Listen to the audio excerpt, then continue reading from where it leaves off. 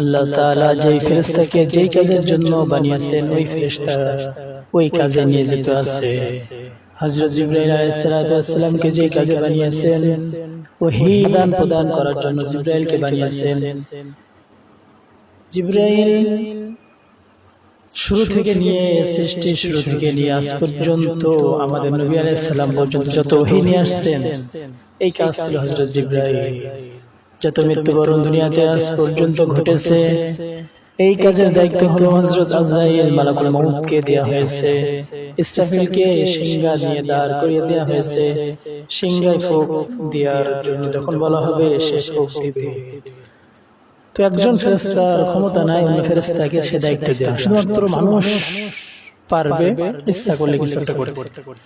মানুষ যদি চায় তো সে রাত্র জেগে আল্লাহ তাআলার ইবাদত বন্দেগী করবে। মানুষ যদি চায় সে রাত্র জেগে লাইট খেলাবে সময় কাটাবে।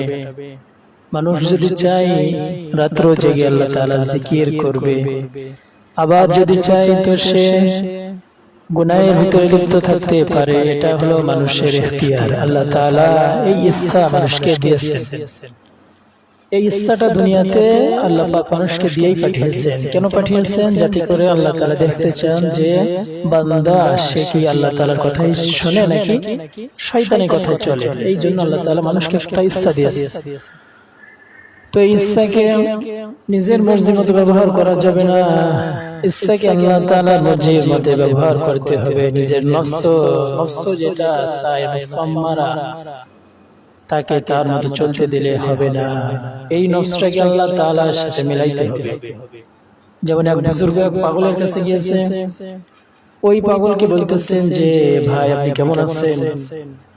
পাগল বলতেছে আরে আমি কেমন থাকবো যার কথায় সূর্য ওঠে, যার কথায় চন্দ্র হাসে, যার কথায় পানি হয়, সে আবার কেমন থাকতে পারে?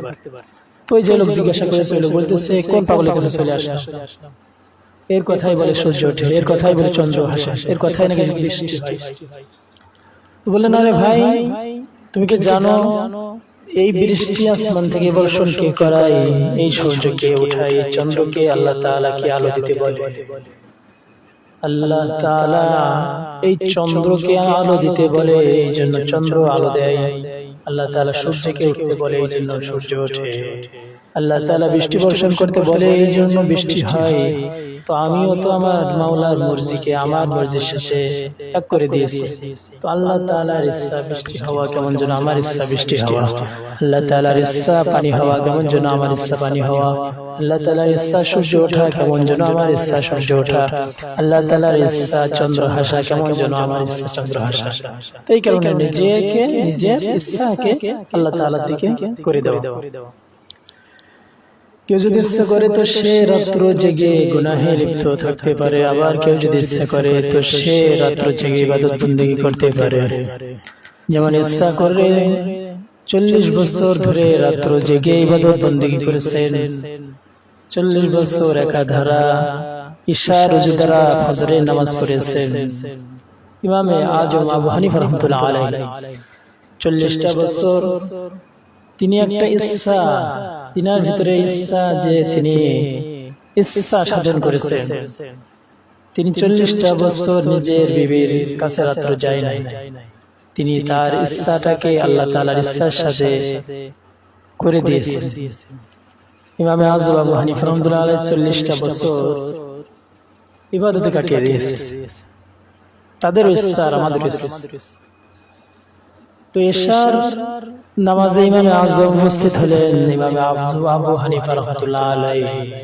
তো ইমাম সাহেব নামাজ পড়াইতেছে তো জিলজালের ভিতরে ওয়া ইয়ামাল মিসকালা যাররাতিন খায়রান ইয়ারা ওয়া মান ইয়ামাল মিসকালা যাররাতিন শাররান ইয়ারা।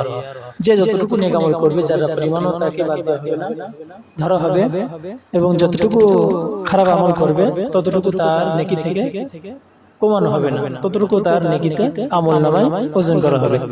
তো ইমামে আযম এই কথা শুনে বলেন যে আমি যদি আজকে রাত্র মারা যাই তো আমি আল্লাহ তাআলার কাছে কি নিয়ে যাব? এই কারণে আমি যত ইবাদত বন্দেগী করতে পারবো ততটা আল্লাহ তাআলার কাছে নিয়ে যাইতে পারবো। এই কারণে ইমামে আযম আবু হানিফা রাহমাতুল্লাহ আলাইহি সারা রাত্র জেগে নামাজ পড়লেন, এমনকি পুরা যে 2 রাকাত নামাজে ইমাম আবু হানিফা রাহমাতুল্লাহ আলাইহি কোরআন খতম করে দিলেন। তো তাদের একটা ইচ্ছা